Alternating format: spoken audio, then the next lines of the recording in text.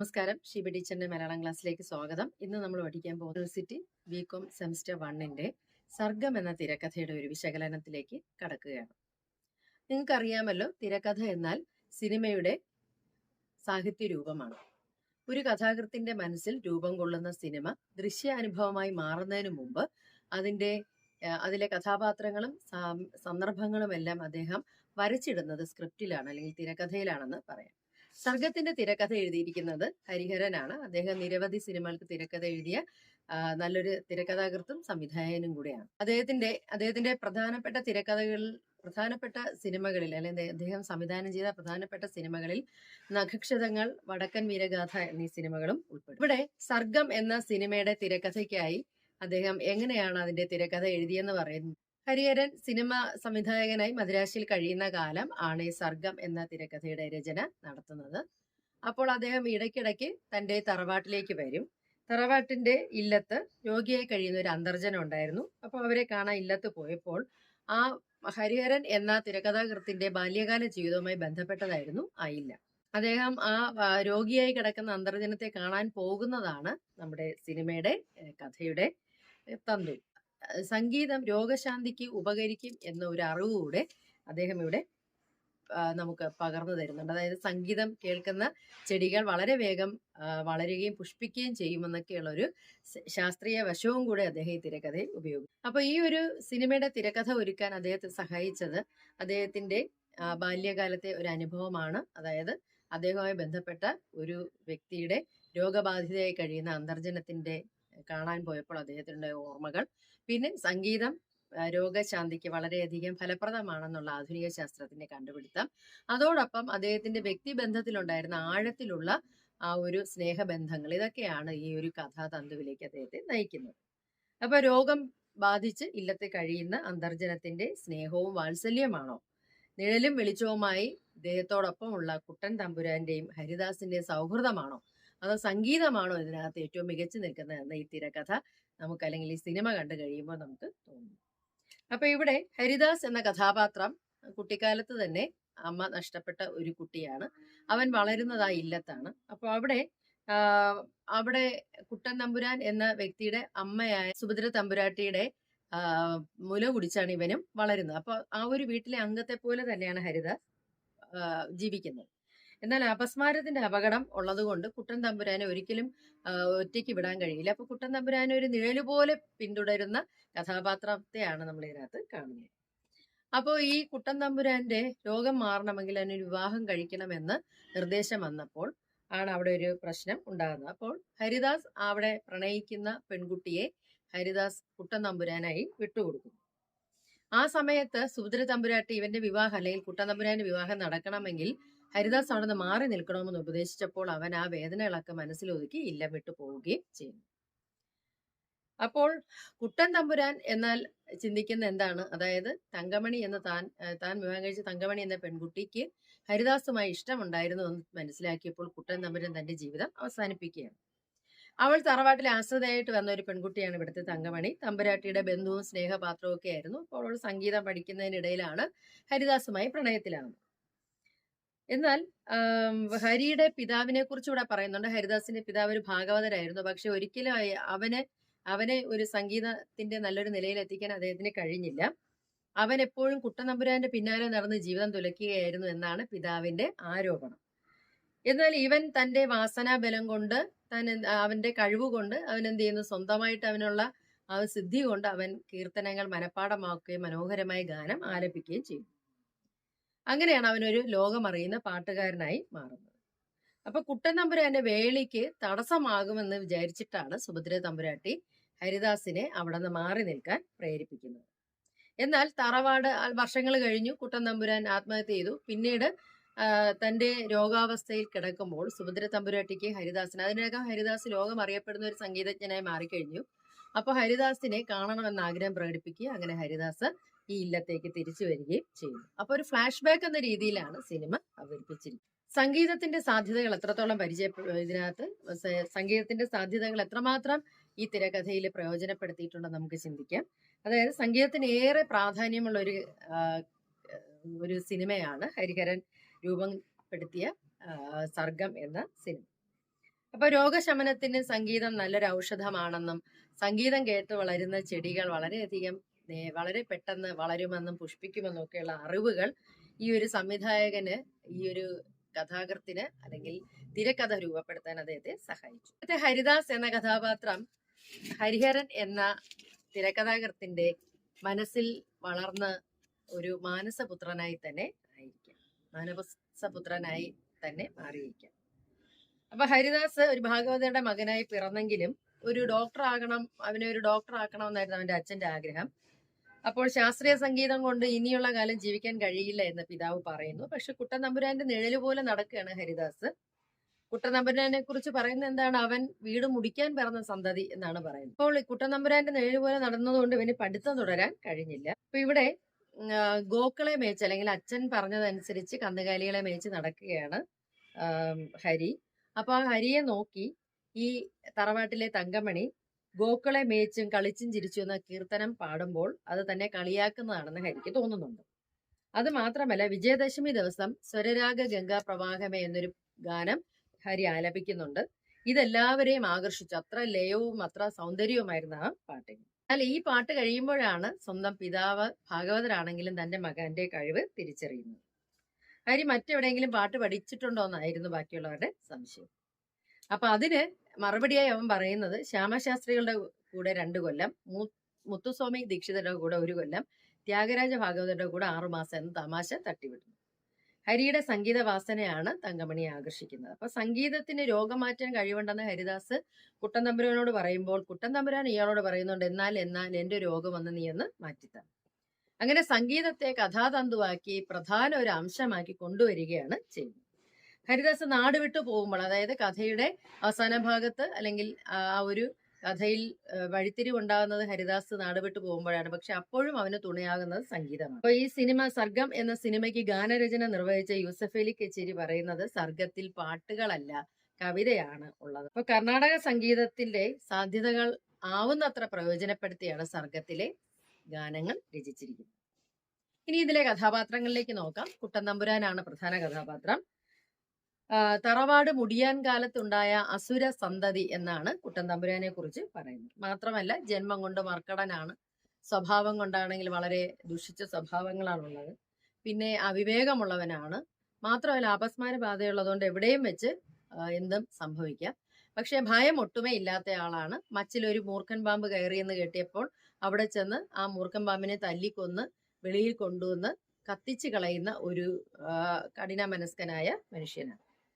അത് മാത്രമല്ല, സ്കൂളില് പഠിക്കാൻ ചെന്നാൽ അവൻ എന്ത് ചെയ്യും? പിൻബെഞ്ചിലിരുന്ന് ബീഡി വലിക്കും. പുതുതായി വന്ന ടീച്ചർ അവനെ കൈയോടെ തല്ലിയപ്പോൾ അവൻ എന്ത് ചെയ്തു? തിരികെ വടി വാങ്ങി ടീച്ചറിനെ തിരിച്ചു തല്ലി. അപ്പൊ നല്ലത് ഒന്നും അവനെ കുറിച്ച് ആർക്കും പറയാനില്ല. അപ്പൊ ജോൾസൻ പറഞ്ഞതാണ് എപ്പോഴും ഈ കുട്ടൻ തമ്പുരാനെ കുറിച്ച് ഓർക്കുമ്പോൾ എല്ലാവരും പറയുന്നത് തറവാട് മുടിയാൻ കാലത്തുണ്ടായ സംഭവം. അപ്പൊ കുട്ടൻ തമ്പുരാനെ ഒരു നിഴല് പോലെ പിന്തുടരുന്നത് ഹരിദാസാണ്. അതാണ് അവർ തമ്മിലുള്ള ആ ഒരു ചങ്ങാത്തം. കുട്ടൻ തമ്പുരാന് പ്രത്യേകമായി രോഗമുള്ളത് കൊണ്ട് അവനെ എപ്പോഴും സൂക്ഷിക്കണമെന്ന് അമ്മ പറഞ്ഞു. അപ്പൊ കുട്ടൻ തമ്പുരാനുമായിട്ട് വലിയ പ്രായ വ്യത്യാസമൊന്നും ഇല്ലാത്തത് കൊണ്ട് അമ്മയായ സുഭദ്ര തമ്പുരാട്ടി തന്നെയാണ് കുട്ടൻ തമ്പുരാനെയും ഈ കൂട്ടുകാരനായ ഹരിദാസിനെയും പാല് കൊടുത്ത് വളർത്തുന്നത്. മാത്രമല്ല, കുട്ടൻ തമ്പുരാനോടൊപ്പം ഇവൻ ഉണ്ടാകണമെന്ന് അമ്മ എപ്പോഴും പറയുമായിരുന്നു. അതുകൊണ്ട് ഹരിദാസിന്റെ കയ്യിലാണ് കുട്ടൻ തമ്പുരാന് അപസ്മാരം വന്നാൽ പിടിക്കാനുള്ള താക്കോൽ കൂട്ടൻ ഏൽപ്പിച്ചിട്ടുള്ളത്. പിന്നെ കുട്ടൻ തമ്പുരാന്റെ ഒരു പ്രത്യേക സ്വഭാവം, ഇഷ്ടമില്ലാത്തത് കണ്ടാൽ പെട്ടെന്ന് അവന് അസുഖം ഇളകും. അപ്പൊ അതുകൊണ്ട് തന്നെ ഹരിദാസ് ഒരു നിഴല് പോലെ അവനെ പിന്തുടരുന്നുണ്ട്. അപ്പൊ ഒരിക്കൽ ഇവര് കുട്ടികൾ തമ്മിൽ തല്ലുകൂടിയപ്പോൾ കുട്ടൻ തമ്പുരാന്റെ തലയ്ക്ക് ആരോ തല്ലി. കൂട്ടുകാർ തമ്മിൽ പിടിവലിയൊക്കെ ആയപ്പോൾ കുട്ടൻ തമ്പുരാന് അപസ്മാരം ഇളകി. ഹരിദാസ് പെട്ടെന്ന് അവന്റെ കയ്യിലേക്ക് താക്കോൽ വെച്ച് കൊടുത്തു. അങ്ങനെയാണ് ദണ്ണം മാറിയത് എന്ന് പറയും. അപ്പൊ ഈ ഒരു രോഗവും കൂടെ ഇല്ലായിരുന്നെങ്കിൽ ആ കുട്ടൻ തമ്പുരാൻ നാട് കുട്ടിച്ചോറാക്കുമായിരുന്നു എന്നാണ് മറ്റുള്ളവർ അദ്ദേഹത്തെ കുറിച്ച് പറയുന്നത്. അപ്പൊ ആളുകൾ കുട്ടൻ തമ്പുരാനെ വെറുക്കുകയും ഭയക്കുകയും ചെയ്തിരുന്നു. കടവിൽ വെച്ച് നടക്കുന്ന ഒരു സംഭവം, അതായത് കുളിക്കാനായി അവിടെ കുട്ടൻ തമ്പുരാൻ ചെല്ലുന്നു. അവിടെ വെച്ചൊരു യുവാവിനെ കണ്ടു. ആ യുവാവിനെ പിടിച്ച് വെള്ളത്തിൽ മുക്കി വെക്കുന്നു. അപ്പൊ ആ ശ്വാസം മുട്ടിയ യുവാവ് പിടയുന്നത് കണ്ടാണ് ഹരി ചെന്ന് അവനെ രക്ഷിക്കുന്നത്. അപ്പൊ എതിരാളികൾ പലപ്പോഴും ഈ കുട്ടൻ തമ്പുരാനുമായിട്ട് പ്രശ്നങ്ങൾ ഉണ്ടാക്കാൻ വരുമ്പോൾ അവിടെ സഹായിയായിട്ട് എപ്പോഴും എത്തിച്ചേരുന്ന ആര് തന്നെയായിരുന്നു? നമ്മുടെ ഹരിദാസ്. അപ്പൊ തമ്പുരാന് വേണ്ടി പലപ്പോഴും അടി കൊള്ളുന്നതും ഹരിദാസ് തന്നെയാണ്. അപ്പൊ പലതരം ചികിത്സകൾ നടത്തിയിട്ടും തമ്പുരാന്റെ അസുഖത്തിന് യാതൊരു മാറ്റവും വന്നില്ല. അങ്ങനെ പല വൈദ്യന്മാരെയും കാണിച്ചു. പക്ഷെ അഹങ്കാരമാണ് കൂടുതലെന്നാണ് ബാക്കിയുള്ള എല്ലാവരും പറഞ്ഞത്. എന്നാൽ ഈ അഹങ്കാരം മാറിയാൽ അസുഖവും മാറിയതായി കണക്കാക്കാം എന്ന് പറഞ്ഞെങ്കിലും അതൊരു അവസാന വിധിയായി കണ്ടില്ല. ഏറ്റവും അവസാനം അവർ ചെന്ന് എത്തുന്ന നിഗമനം ഒരു വേളി കഴിഞ്ഞാൽ ഇവന്റെ ഈ അസുഖങ്ങളെല്ലാം മാറിക്കൊള്ളും എന്നായിരുന്നു. എന്നാൽ വേളി കഴിക്കണമെങ്കിൽ അവിടെയുള്ള അല്ലെങ്കിൽ ആ ഒരു ഇല്ലത്തെ ആശ്രിതയായിരിക്കുന്ന ഹരിദാസ് പ്രണയിക്കുന്ന തങ്കമണി എന്ന പെൺകുട്ടിയുമാണ് അവർ കണ്ടെത്തുന്നത്. തമ്പുരാനാണെങ്കിൽ അവളെ ഇഷ്ടമല്ല. എന്നാ പിന്നെ വേളി കഴിച്ചാൽ അസുഖം മാറുമെങ്കിൽ ആയിക്കോട്ടെ എന്ന് വിചാരിച്ച് കുട്ടൻ തമ്പുരാൻ ആ വിവാഹത്തിന് സമ്മതിക്കുകയാണ്. താൻ വിവാഹം കഴിക്കാൻ പോകുന്ന തങ്കമണി തന്റെ പ്രിയ സുഹൃത്തായ ഹരിദാസിന്റെ പ്രണയിനിയാണെന്നുള്ള കാര്യം കുട്ടൻ തമ്പുരാൻ അറിയുന്നില്ല. വിവാഹം കഴിഞ്ഞതിന് ശേഷം തങ്കമണി ഈ മുന്നിൽ വന്നു നിന്ന് ആ ഒരു അനിഷ്ടം പ്രകടിപ്പിച്ചപ്പോഴാണ് ഹരിദാസിന്റെ ഇഷ്ട ഭാജനമായിരുന്നു അവളെന്ന് കുട്ടൻ തമ്പുരാൻ മനസ്സിലാക്കുന്നത്. മാത്രമല്ല വിവാഹ ദിവസം ഹരിദാസിനെ എവിടെയെങ്ങും കണ്ടതുമില്ല. അത് സുഭദ്ര തമ്പുരാട്ടിയുടെ ആജ്ഞപ്രകാരമാണ് അയാൾ മാറി നിന്നത്. ഇത് മനസ്സിലാക്കി, അല്ലെങ്കിൽ തന്റെ പ്രിയ സുഹൃത്തിന്റെ പ്രേമഭാജനത്തെയാണ് താൻ വിവാഹം കഴിച്ചതെന്ന് മനസ്സിലാക്കി കുട്ടൻ തമ്പുരാൻ അന്ന് തന്നെ തൂങ്ങി മരിക്കുകയാണ്. അപ്പോൾ ആ ഒരു മരണം ആണ് കഥയിലെ ഒരു ദുരന്തമായി മാറുന്നത്. നമുക്കിതിലെ നായകനായ ഹരിദാസിനെ കുറിച്ച് നോക്കാം. ഹരിദാസ് ഇല്ലത്തെ പ്രധാനപ്പെട്ട ഒരു അംഗം തന്നെയായിരുന്നു. അതായത് ചെറുപ്പത്തിലെ അമ്മ നഷ്ടപ്പെട്ട ഹരിദാസ് കുട്ടൻ തമ്പുരാനോടൊപ്പം ഇല്ലത്ത് കളിച്ച് വളരുകയാണ്. കുട്ടൻ തമ്പുരാന് മുല കൊടുക്കുന്ന സുഭദ്ര തമ്പുരാട്ടി തന്നെയാണ് ഹരിദാസിനും പാല് നൽകിയത്. അപ്പോൾ രണ്ട് മക്കളെ പോലെയാണ് അവർ രണ്ടുപേര് സുഭദ്ര തമ്പുരാട്ടിയോടൊപ്പം ആ ഇല്ലത്ത് കഴിഞ്ഞത്. അപ്പോൾ അച്ഛൻ എപ്പോഴും ഹരിദാസിനെ കുറിച്ച് പറയുന്നത് കുട്ടൻ തമ്പുരാനോടൊപ്പം നടക്കുന്നതുകൊണ്ട് ഇവൻ ഒരിക്കലും നന്നാവില്ല, അവൻ പഠിക്കാനൊന്നും പോകുന്നില്ല എന്ന് കുറ്റം പറയുമായിരുന്നു. പക്ഷേ ഹരിദാസ് എന്ന വ്യക്തി വളരെയധികം കുട്ടൻ തമ്പുരാനെ വളരെയധികം ഇഷ്ടപ്പെട്ടിരുന്ന ഒരു വ്യക്തി. അതിനാൽ അല്ലെങ്കിൽ സുഭദ്ര തമ്പുരാട്ടി അവനെ അങ്ങനെ മകനെ പോലെ നോക്കി വളർത്തിയത് കൊണ്ട് അവൻ ആ ഇല്ലവുമായി കടപ്പെട്ടിരുന്നു. അപ്പൊ ഒരിക്കൽ തമ്പുരാൻ അവനോട് ചോദിക്കുന്നുണ്ട്, ഇങ്ങനെ എന്റെ കൂടെ എപ്പോഴും നടന്നാൽ നിനക്ക് എന്താണ് നേട്ടം? അതിനുള്ള ഹരിദാസിന്റെ മറുപടി എന്താണ്? നേട്ടം നോക്കിയിട്ടല്ലല്ലോ നമ്മൾ ജീവിതത്തിൽ പലതും ചെയ്യുന്നത് എന്നായിരുന്നു. ഞാൻ തമ്പുരാനെ എന്റെ ഏട്ടനെ പോലെയാണ് കാണുന്നത്, ഞാനുള്ളത് തമ്പുരാന് ഒരു സഹായമല്ലേ എന്നാണ് ഹരിദാസിന്റെ മറുപടി. മാത്രമല്ല ഈ കുളക്കടവിലെ പ്രശ്നത്തിലുമൊക്കെ ഹരിദാസാണ് മറ്റുള്ളവരിൽ നിന്ന് കുട്ടൻ തമ്പുരാന് വേണ്ടി അടി ഏറ്റുവാങ്ങുന്നത്. ഇനിയുള്ളത് തങ്കമണിയോട് നിഗൂഢമായ പ്രേമം ഉണ്ടായിരുന്നു ഹരിക്ക്. പക്ഷെ അവൾ കോലോത്തെ ആശ്രിതയായതുകൊണ്ട് ഇക്കാര്യം തുറന്നു പറയാൻ അവൻ മടിച്ചു. പാട്ട് പഠിക്കുന്നതിനിടയിലാണ് ഈ പ്രേമം മുളയ്ക്കുന്നതും പന്തലിച്ച് വളരുന്നതും. അപ്പൊ കോലോത്തിന്റെ നന്മയ്ക്ക് വേണ്ടി ഈ കുട്ടൻ തമ്പുരാനെ വിവാഹം കഴിപ്പിക്കണമെന്ന് വൈദ്യര് പറഞ്ഞപ്പോൾ എല്ലാവരും കണ്ടെത്തുന്നത് തങ്കമണിയെയാണ്. കുട്ടൻ തമ്പുരാന്റെ വിവാഹം നടന്ന് അവന്റെ രോഗം മാറുന്നെങ്കിൽ മാറിക്കോട്ടെ എന്ന് ചിന്തിക്കുന്ന ഹരി താൻ പ്രേമിക്കുന്ന പെൺകുട്ടിയാണ് തങ്കമണി എന്നുള്ളത് മറച്ചു വെക്കുകയാണ്. വിവാഹം നടക്കുന്നത് വരെ ഹരി കോലോത്തുണ്ടാവരുതെന്നാണ് സുഭദ്ര അന്തർജനം പറഞ്ഞത്. മാത്രമല്ല ഈ കാര്യം ഒരിക്കലും കുട്ടൻ അറിയരുത്, നീ എവിടെയെങ്കിലും ജോലിക്ക് പോയതായിട്ട് പറയണമെന്ന് പറയുന്നു. അപ്പൊ തമ്പുരാട്ടിയുടെ വാക്കുകൾ അവൻ അനുസരിക്കുന്നതിന് കാരണം ഇല്ലത്തെ ഉപ്പും ചോറും തിന്നാണ് അവൻ വളർന്നത്. മാത്രമല്ല ആ അമ്മയാണ് അവനെയും മുലയൂട്ടി വളർത്തിയത്. അതുകൊണ്ട് തന്നെ അവൻ പെട്ടെന്ന് തന്റെ പ്രേമഭാജനത്തെ ആ തമ്പുരാന് വിട്ടുകൊടുത്തിട്ട് അവൻ അവിടെ നിന്ന് അപ്രത്യക്ഷനാവുന്നു. പിന്നെ നമ്മൾ കാണുന്നത് വലിയ ലോകമറിയുന്ന ഒരു പാട്ടുകാരനായിട്ട് അവൻ മടങ്ങി വരുന്നതാണ്. ഇതിലെ പ്രധാന കഥാപാത്രമായിട്ട് നമ്മൾ കാണുന്ന മറ്റൊരു വ്യക്തി സുഭദ്ര തമ്പുരാട്ടിയാണ്. അപ്പോൾ വളരെ കാലം രോഗം ബാധിച്ച് ഇല്ലത്തിന്റെ 4 ചുമരുകൾക്കുള്ളിൽ കഴിയുന്ന സുഭദ്ര തമ്പുരാട്ടി ആണ് ഈ കഥയിലെ പ്രധാന ആകർഷണം. അത് അദ്ദേഹത്തിന് അല്ലെങ്കിൽ ഹരിഹരൻ എന്ന കഥാകൃത്തിന്റെ ഇല്ലത്ത് നടന്ന അല്ലെങ്കിൽ തറവാട്ടിൽ നടന്ന ചില സംഭവങ്ങളും കൂടെ ആധാരമാക്കിയാണ് സർഗത്തിന്റെ തിരക്കഥ രൂപപ്പെടുത്തിയിരിക്കുന്നത്. അപ്പൊ ദുഃഖം മാത്രം വരമായി നേടിയ ഒരു കഥാപാത്രമായിരുന്നു ഇതിലെ സുഭദ്ര തമ്പുരാട്ടി എന്ന് പറയാം. കുട്ടൻ തമ്പുരാനായിരുന്നു തനിക്ക് ബാധിച്ച രോഗത്തെക്കാൾ അമ്മയെ വേദനിപ്പിച്ച ഒരു വ്യക്തി. അതായത് കുട്ടൻ തമ്പുരാന്റെ സ്വഭാവം, അവന്റെ രോഗം, അവനെ കാത്തിരിക്കുന്ന അപകടങ്ങൾ, ഇങ്ങനെ നിരന്തരമായി ഒഴിയാത്ത ആശങ്കകൾ അവരുടെ ഉള്ളിൽ ഉണ്ടായിരുന്നു. മാത്രമല്ല ഇവൻ സ്കൂളിൽ പോയി അവിടെ കുട്ടികളുമായി വഴക്കിടും, അധ്യാപകരുമായി വഴക്കിടും, അവിടെ ഇരുന്ന് പുകവലിക്കും. അപ്പോൾ ഈ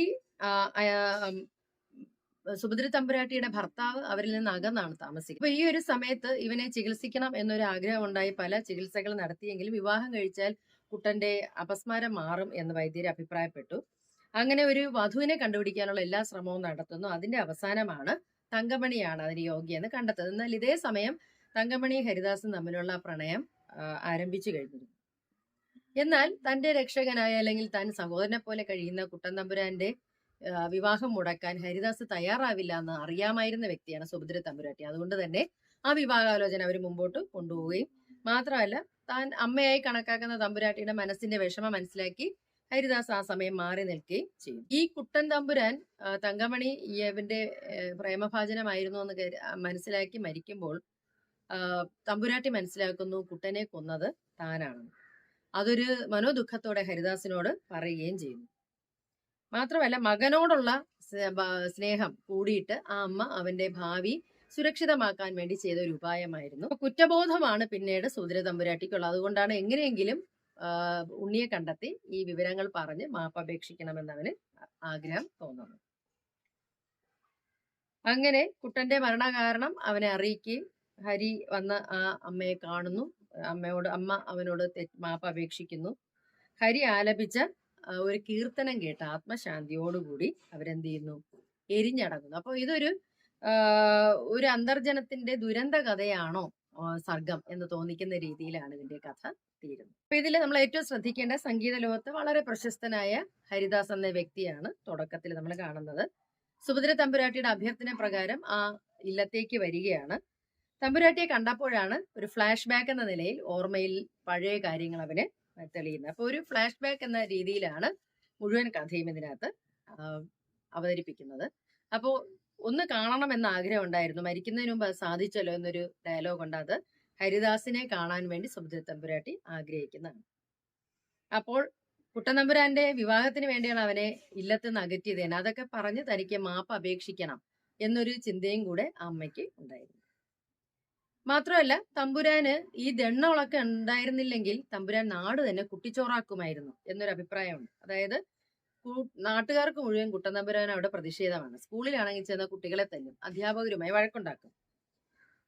പക്ഷേ തിരിച്ചെന്തെങ്കിലും ചെയ്യാൻ തുടങ്ങിയാൽ അവന് പെട്ടെന്ന് അപസ്മാരകളാണ്. അതുകൊണ്ട് തന്നെ നാട്ടുകാർക്ക് ഉള്ള ഒരു വൈഷമ്യമാണ് ഈ വാക്കുകളിലൂടെ സൂചിപ്പിക്കുന്നത്. ഈ ദണ്ഡമെങ്കിലും ഉണ്ടായിരുന്നില്ലെങ്കിൽ ഇവൻ നാട് കുട്ടിച്ചോറാക്കുമായിരുന്നു. ഇങ്ങനെ ഒരു മകൻ എന്റെ വയറ്റിൽ പിറന്നു പോയില്ല എന്ന് ആവലാതി പെടുന്ന ഒരു സന്ദർഭമുണ്ട്. അതായത് ഒരിക്കൽ നിലത്ത് എച്ചിലീല കിടന്നതെടുത്ത് മാറ്റാൻ കുട്ടനമ്പുരാൻ തങ്കമണിയോട് പറഞ്ഞു.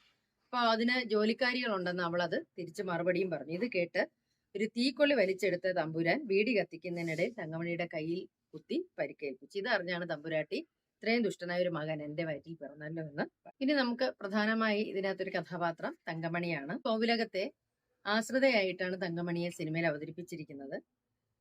സുഭദ്ര തമ്പുരാട്ടിയുടെ സഹോദരന്റെ മകളായിട്ടാണ് ഈ തങ്കമണി വരുന്നത്.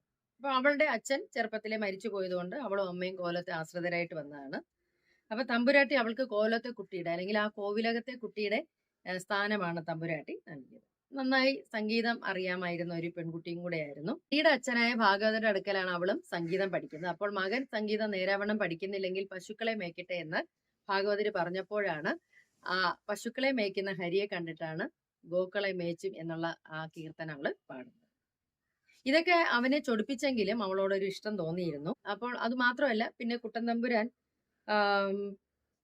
ഇവളെ വിവാഹം കഴിക്കണം എന്ന് പറഞ്ഞപ്പോൾ അപസ്മാര രോഗിയായതുകൊണ്ട് മറ്റൊരിടത്തുനിന്നും പെൺകുട്ടികളെ കിട്ടില്ല. ഭർത്താക്കന്മാർ സ്ത്രീകളോട് കാണിക്കുന്ന ദയയില്ലായ്മയ്ക്കൊക്കെ ഉദാഹരണമായിട്ട് തങ്കമണിയാണ് ഇതിനകത്ത് ചൂണ്ടിക്കാണിക്കുന്നത്. മാത്രമല്ല വിവാഹ സമയമാകുമ്പോൾ ഹരിയെ കോവിലകത്ത് നിന്ന് അകറ്റുന്നു. ആ വേളിക്ക് വഴങ്ങണമെന്ന് തങ്കമണിയുടെ അമ്മ അവളെ ഭീഷണിപ്പെടുത്തുകയും ചെയ്യുന്നു. എന്നാൽ അന്ന് വിവാഹ ദിവസം ഹരിയെ അവിടെ കാണാതിരുന്നപ്പോഴാണ് കുട്ടനമ്പുരാന് സംശയം തോന്നുന്നത്. അപ്പൊ എല്ലാരും കൂടെ ഒരു മഹാപാപമാണ് എന്റെ തലയിൽ കെട്ടിവെച്ചത്. ഹരിയെ ചതിച്ചതിന് തമ്പുരാൻ എല്ലാവരെയും പ്രതിക്കൂട്ടിൽ നിർത്തി. എന്തുകൊണ്ടത് പറഞ്ഞില്ല, എവിടെ ഹരി എന്ന് ചോദിക്കുന്നുണ്ട്. അപ്പോൾ അവിടെ ശിക്ഷിക്കപ്പെടുന്നത് ആരാണ്? തങ്കമണിയാണ്. കാരണം വിവാഹ ദിവസം തമ്പുരാൻ മണവറയിലാണ് തൂങ്ങി നിൽക്കുന്നത്. അതിന്റെ ആഘാതത്തിൽ അവള് തളർന്നു പോകുന്നു, അവളുടെ ശരീരം തളർന്നു പോകുന്നു. ദിവസങ്ങൾക്ക് ശേഷം ഹരി സുഭദ്ര തമ്പുരാട്ടിയെ കാണാൻ വരുമ്പോൾ ആ പാട്ട് കേട്ടാണ് അവളുടെ ചേതന, ജീവൻ ഉണരുന്നത്.